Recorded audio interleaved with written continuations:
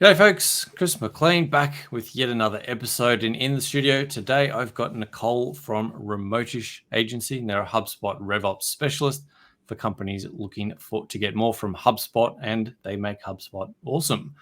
Nicole's been in the HubSpot ecosystem since 2013, has run many multiple agency brands since way before that.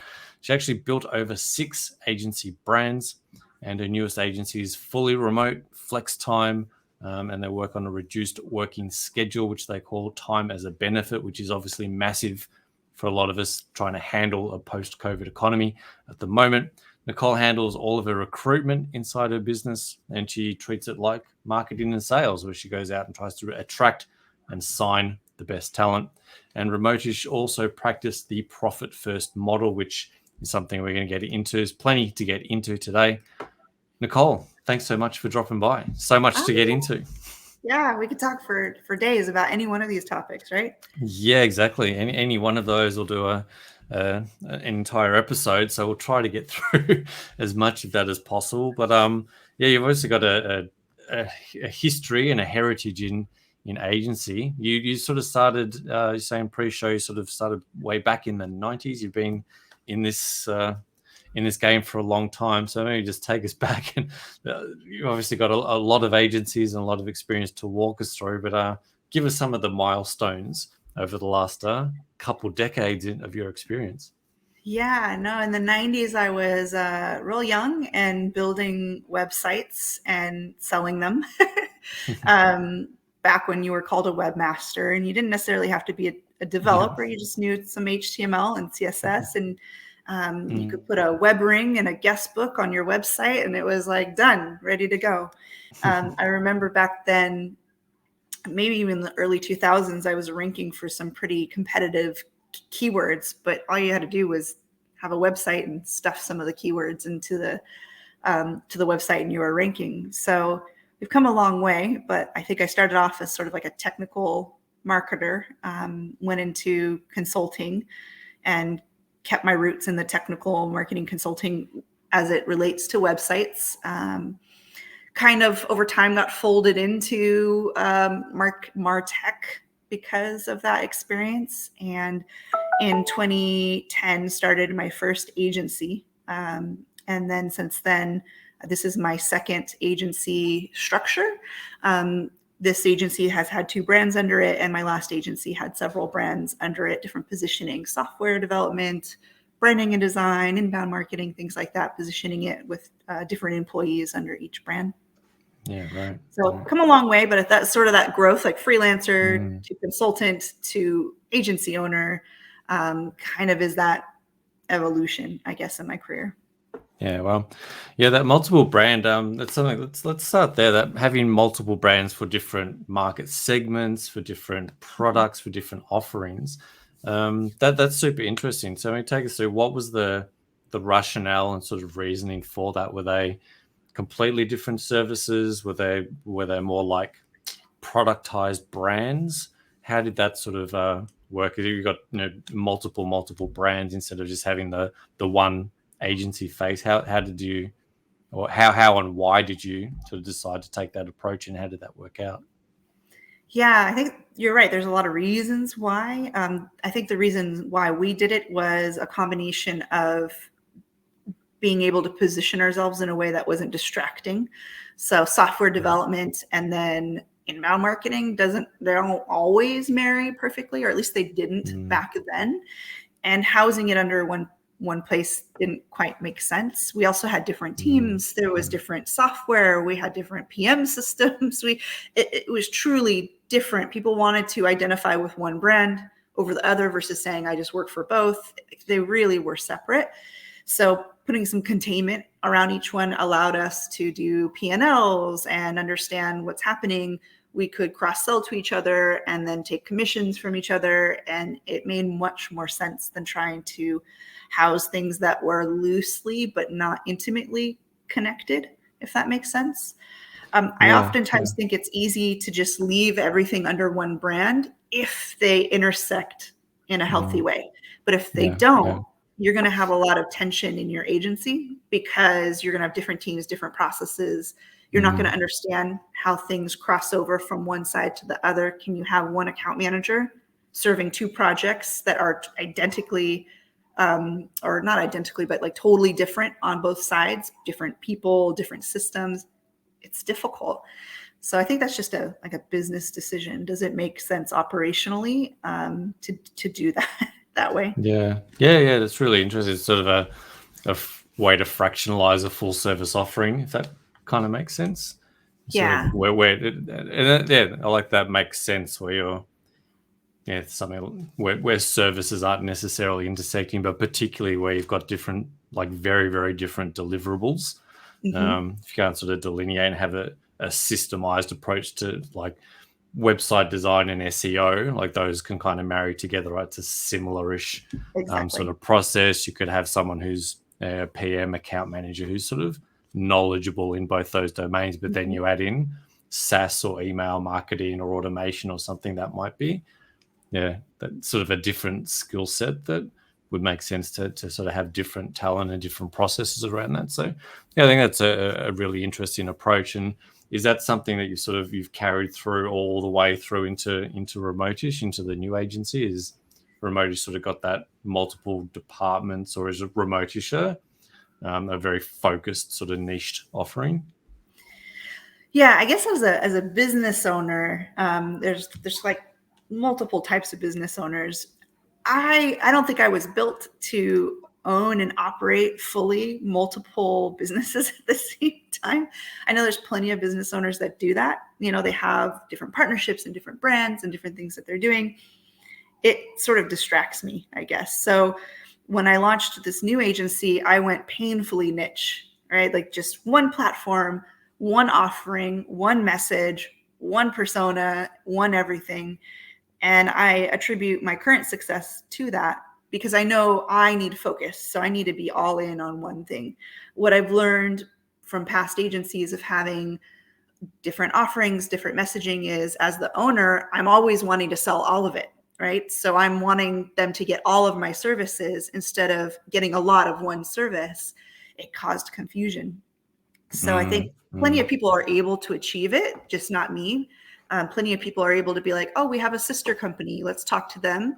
I think in my past agency, it wasn't treated so much. It was like, here are different brands and different teams, but my partners and the ownership wanted to really sell packages that were all one. So I think if you're going to go the route of multiple brands and multiple businesses, you really do have to have different teams and different people selling it. I don't know if you can have the same person selling both. I think it gets confusing, if that makes sense.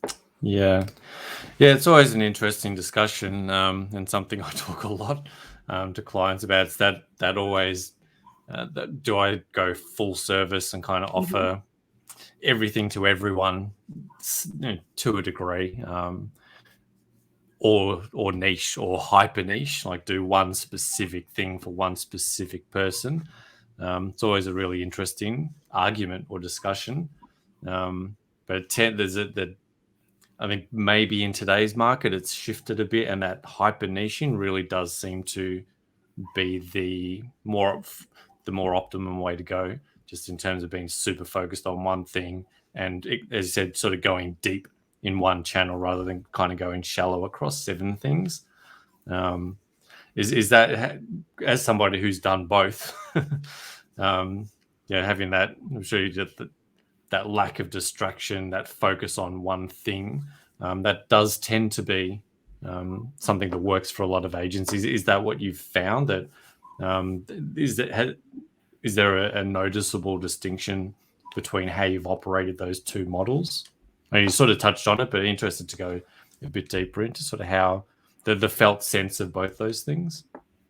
I find it easier to be one thing to one person and do that one thing really well. I also, as an owner, I found it easier to sell, to find the talent, to create processes and systems. Now, what I've observed is when people grow to a certain size, it now does make sense to be able to bring in auxiliary services, into what you offer, capture what's on the fringe.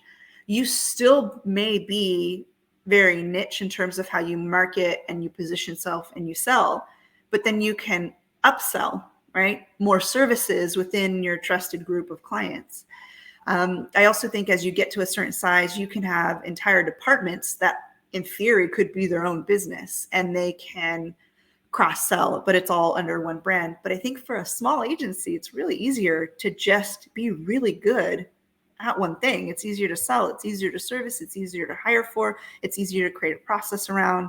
You can be more efficient, you can reap more margins.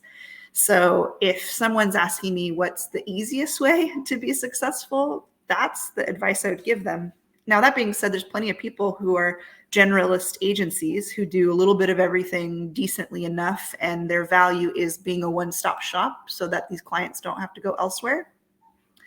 I'm not knocking the value in making that choice, but you definitely make it harder for you as a business owner, because unless you have people who know all that stuff, you end up having to spot fill everything, until you get a big enough agency who can do it all pretty decently. That's my best advice. Yeah. Make it easy for yourself. I mean, you built a business to serve you. Why are you going to make it harder, in my opinion? Yeah. That's a really interesting distinction, and important distinction as well. Starting, it really comes down to, I talk a lot about it comes down to self-awareness, right? What type of agency do you want to build? Like, do you want an 8-figure multinational 300 staff agency? If you do, great. Understand what that actually is going to take to do. And that type of agency is probably going to be more full service, having multiple different divisions and multiple different products and services that it's selling. Understand what that takes versus, look, I'm happy taking home a couple $100,000 a year because it's just me and my partner, and we can run a relatively tight ship, super, super niched, and just work inside. So it really comes down to, what do you actually want to do, and having that self-awareness, not to go, well, I feel like I need to have a 7-figure, 8-figure agency because that's what I saw on Instagram, versus what do I actually, that's the person I would need to be to run that business is just not who I am. So understanding your own values and having that vision and mission for yourself, I think is super, super important, and something that new agency owners can kind of skip over, or just go, well, that's what everyone else is doing, so that's what I should aim for, rather than stepping back and go, well, look, I could be really happy just earning 100K, 120K, replacing my job or replacing my salary in an agency, running my own thing, having a handful of clients. So I think that's a really, really important point that you make, is everything's great. Like, massive agencies great, small agencies great, but it's really about like understanding you as the operator. What do you want to do, and what's that going to take? Thank you for bringing that up. I think that, again, something that comes from experience, right? Just you've been in the game for a long time and you've experienced both sides, so now you can actually talk from, well, this felt different to that. Is that, Yeah, it was actually easier to start a new agency from scratch than it was to maybe try to change our already existing brand and culture to be something different. So when I went off to start a new agency, I was able to take all my learnings, luckily, and everything I've experienced and being called a veteran agency owner, and basically craft something new from the ground up. And I think I came into this one with intention. How do I want to live? What is the life I want from this agency? I own it. It needs to serve what I'm looking for. And I think most people are looking to replace their income. And so they're just chasing whatever opportunity will make that happen. And it's not until they're knee deep in the stress of agency ownership that they realize maybe some of the business that they took on wasn't very good. Not all dollars are made the same. They're working more than they were at their past jobs. So are they truly replacing their income if their effective hourly rate went down? If they're stressed out, if they can't check out, there's a lot of things. Like being a 2-person, micro agency might not be great if you don't want to be on call 24 hours a day because you're the producer. Being an agency owner with employees might not be great if you're not a good manager and mentor and don't like dealing with the human resources aspect. So Mm. I think people need to spend a little bit more time intentionally building their business. They just, unfortunately, when it's the first time you've done it, you kind of fall into those lessons. But as soon as you've learned them, you definitely should make adjustments, because it's a lot harder when your company is bigger and more people are involved to make those adjustments, you know?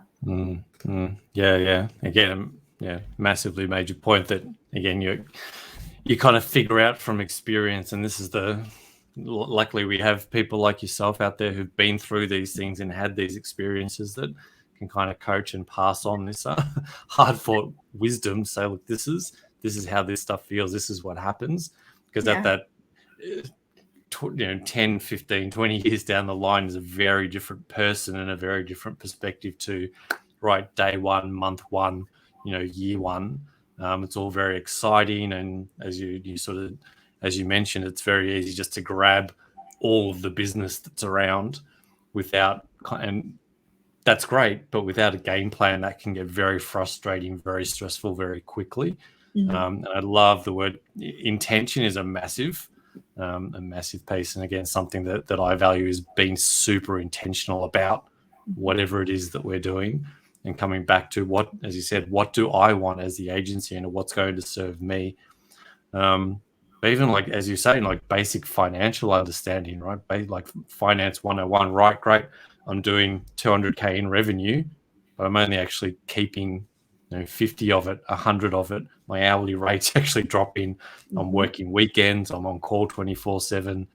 I was probably better off just working my agency job, taking home 100 grand a year with much less stress on weekends. So really understanding what it takes to run a type of agency is, I think, is very, very important.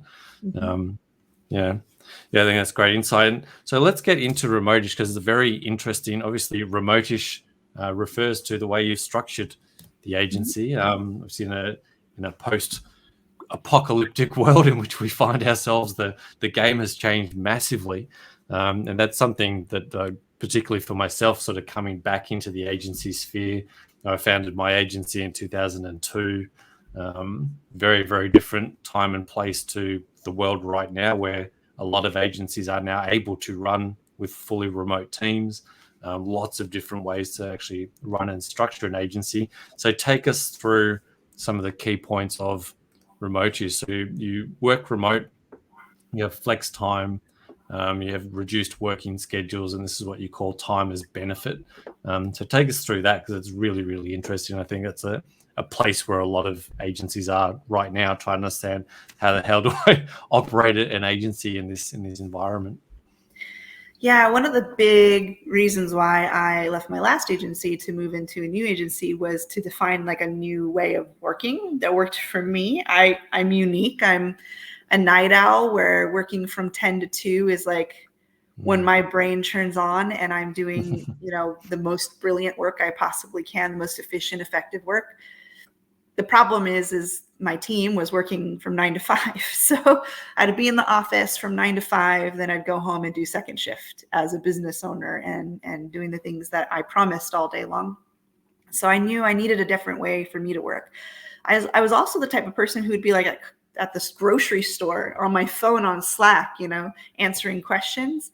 And so for me, work was more integrated into my life versus like the segmented portion of the day, and then I'm done, and then work's done. And I wanted more freedom. So I wanted to be able to work, where I wanted, when I wanted, how I wanted. And it was hard, because as the agency owner who built a culture and a structure that was all in office, very 9 to 5, I couldn't find a path to that. It was difficult to change what was currently in place, but it didn't work for me. It wasn't working well for me. So several years before COVID hit, I predicted that this is a route that I needed to go, that this is going to be my recruitment goldmine, that I'm going to be able to expand the borders of my team and recruit talent anywhere on the planet who could work well with me and my clients. I knew that most people don't need to be babysat as to the time of the day that they work. If I provide clarity and transparency and structure and training and support, they should be able to manage their own time and their own hours in a flexible way. I knew I was way more successful that way, so I knew other people might be able to fall into that way of operating with me. Not everybody, but there's going to be some people. So I kind of built Remotish as like a haven for the people like me who didn't have options like this. It wasn't really available pre-COVID. So we were already full-blown remote and flex time, and the name of our agency is an ode to how we work. We're kind of remotish around here. So, we're flex time, we're remote, and more recently we realized even with COVID, we're way more efficient because we can craft our environment. We can work where we want, when we want, how we want, in a way that makes us more efficient. Why do I need 8 hours of someone's time? Could they do 8 hours of productive work if the distractions are removed and they can pick the time of day that works for them, that makes the most efficient? Could they work less?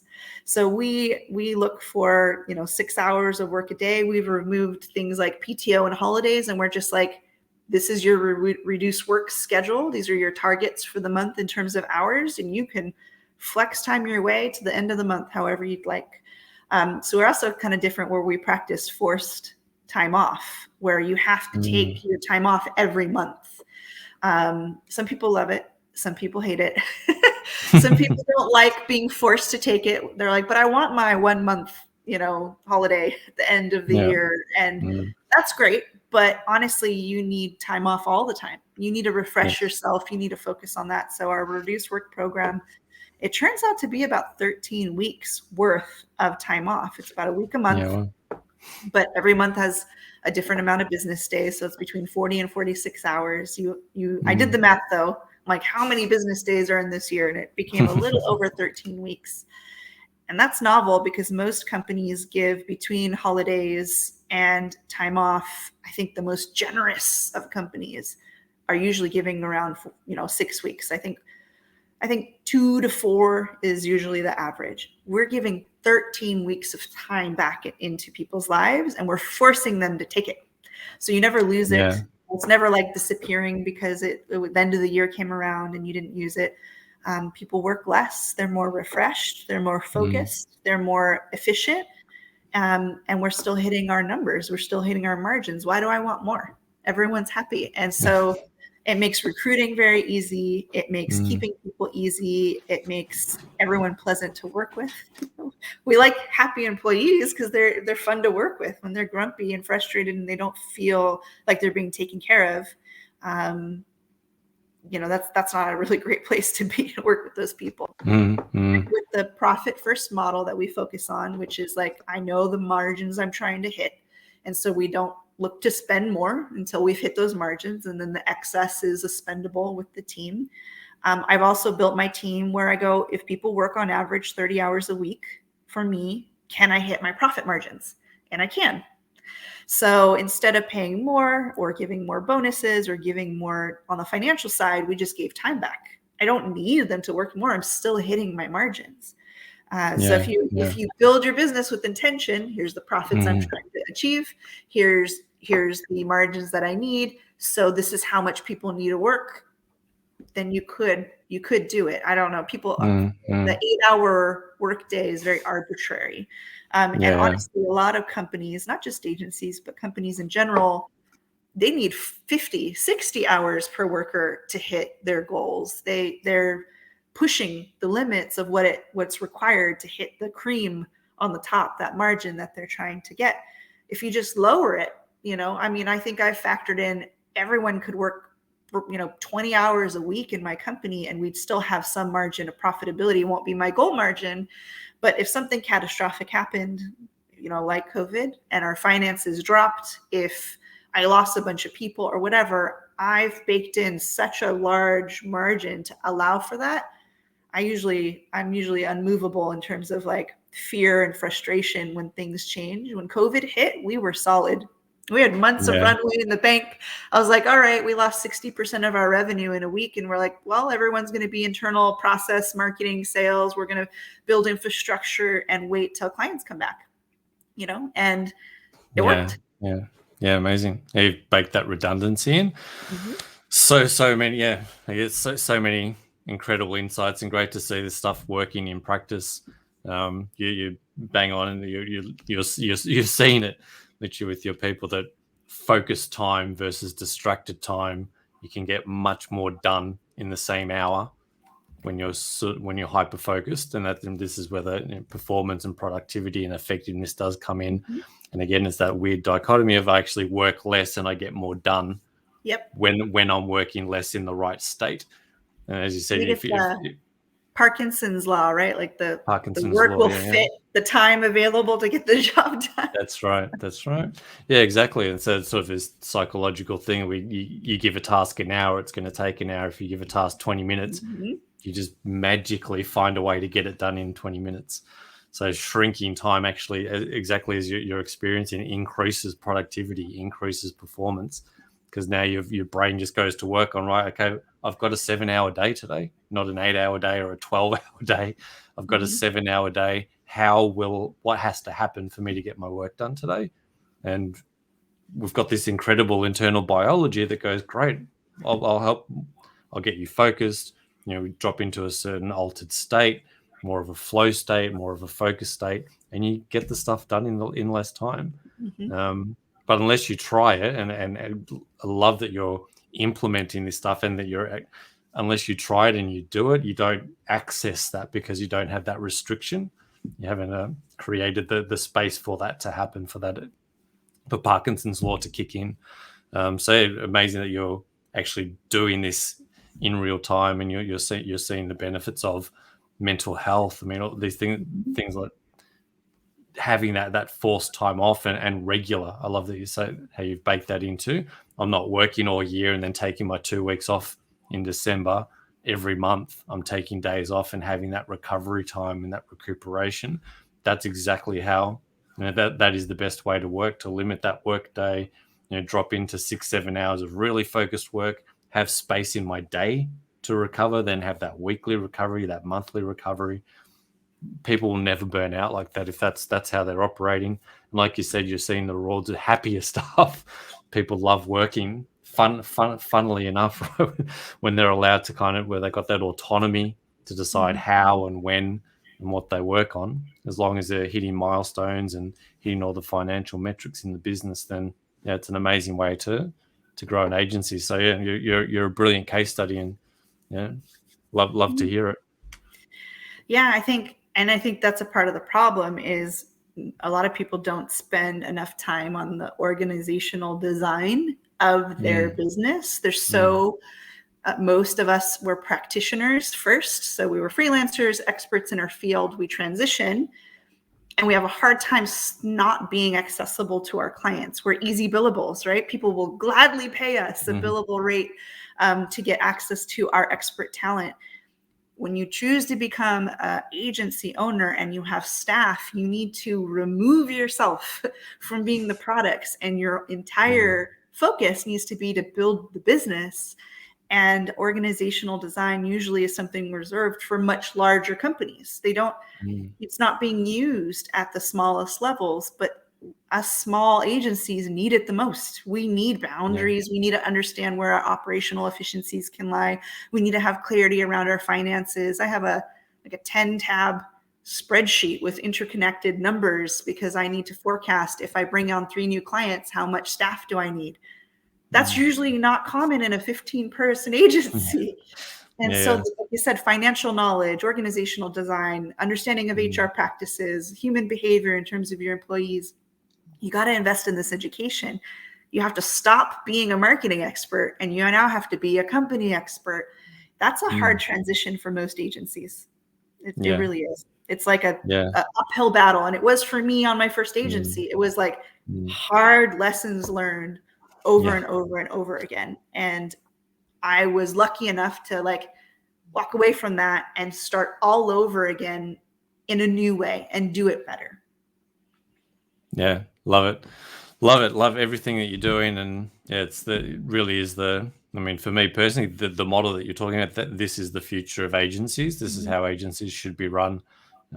Much more efficient, much more effective, and having that capability to tap into the best talent in the world is only going to be better for you and your clients and your work. And amazing way to operationalize a business in 2021 and 2022, moving forward into whatever it is that we're moving into, having that backup, having that redundancy baked into your agency the way that you do is going to keep you adaptable and agile and able to continue through whatever's coming down the pipeline. So yeah, love everything, and super really good insights for everyone listening at home.